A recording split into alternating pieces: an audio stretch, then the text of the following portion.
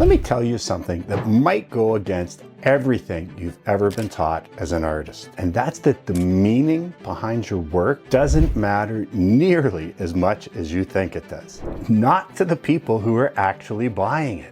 And this trying to inject some deeper meaning into their work is one of the reasons why a lot of artists are struggling. And that's what I see over and over again. Artists trying to force some meaning into their work, trying to introduce some deeper intellectual or symbolic message into the work, like somehow that's going to convince people to buy their art.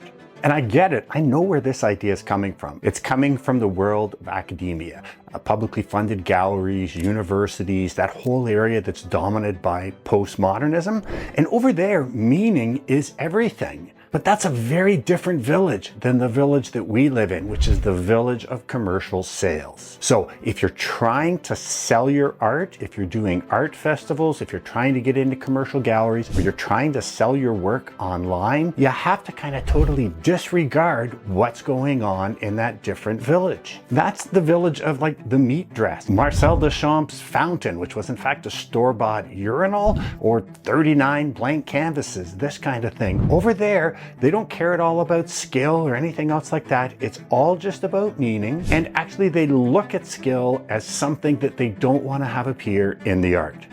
But in our village, in the village of commercial sales, what resonates with buyers is all of the things that have traditionally been important in art since the Enlightenment. Things like skill, mastery, beauty, work that actually resonates with the public, composition, all of these kind of things. And in our world, the village of commercial sales, people buy with their heart, not because of some thesis or some treatise that was written on the meaning behind a specific piece. But what I see artists doing all the time is kind of trying to merge these two villages together. They'll create a piece that has some deeper meaning and has like a little bit of skill in it because, of course, they want to show that they do have some skill. Well, what you end up creating here is a piece that neither village values. These two villages have virtually no overlap, and so you just have to decide which village you want to succeed in and then just focus on that.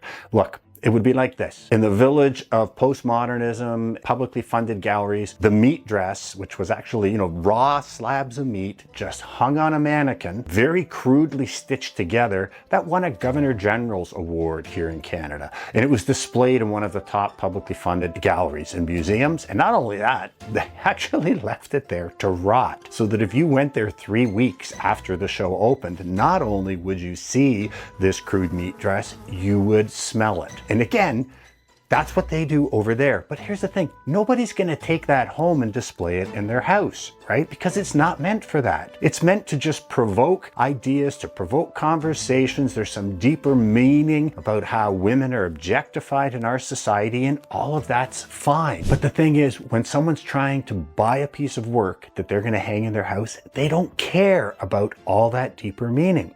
It would be like us trying to inject the skill component if we went over there and said, oh, okay, well, I get the concept, but look at how horrible that stitching is, and thinking that, okay, I'm going to create a meat dress, but I'm going to create it with a high degree of craft so that it looks like a piece of designer clothing, but it's actually made of meat, right? It doesn't mean the same thing. You can't put the two things together. Neither village will appreciate it. And it's the same over in ours. Now, that's not to say that meaning isn't important.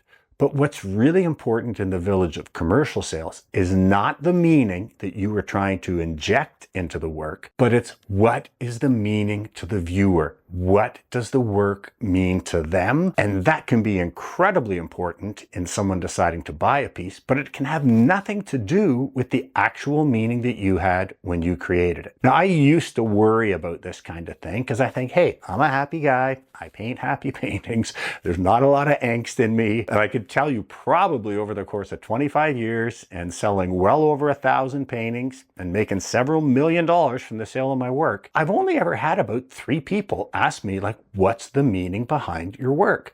And I just said to them, like, if you're looking for deeper stuff, there's nothing there. Like, I'm a happy guy. I like to paint happy, joyful paintings. I just look for scenes in the world that kind of take my breath away. And then I try to recreate that on paint. And I used to wonder if that was enough.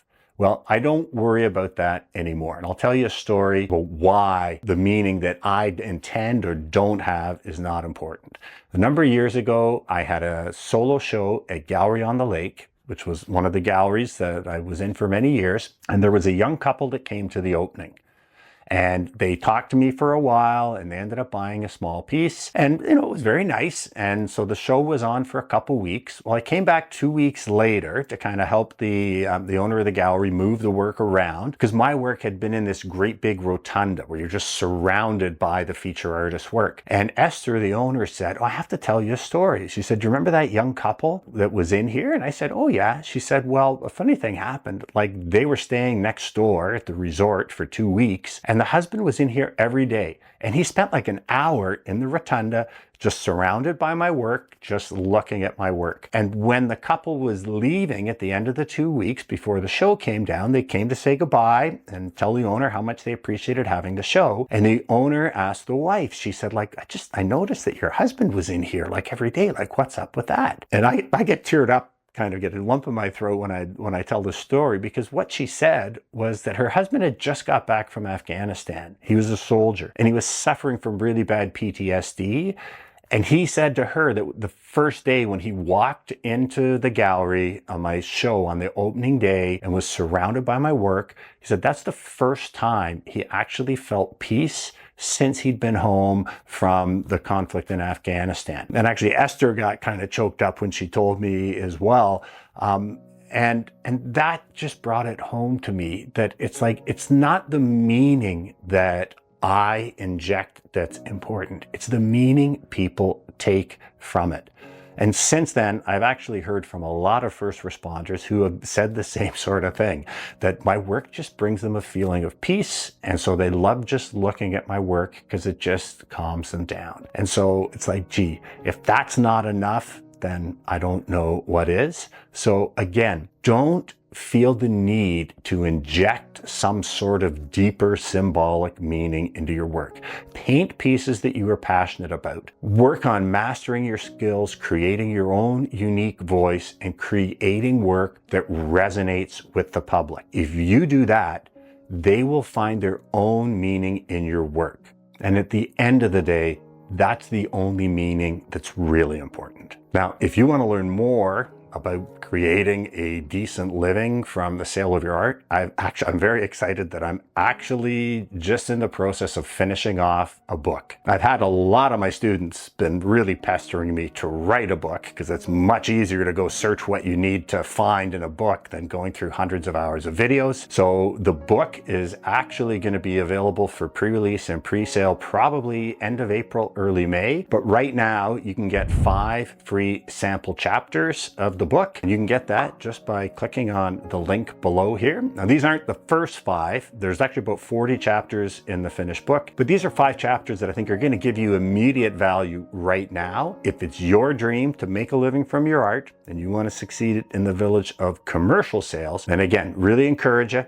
click on the link, take the 5 free chapters. You'll also see some offers there to get a discount on my courses if you're interested in working with me. So I'd like to leave you with this final thought. As I said, in my entire career, I've had maybe 2 or 3 people ask me about the meaning behind my work, but I have had hundreds, probably thousands of people who have come up to me and told me what my work means to them. So if you're trying to sell your art, at the end of the day, that's what's most important. Not the meaning you intended, but the meaning to the person who actually is viewing your art.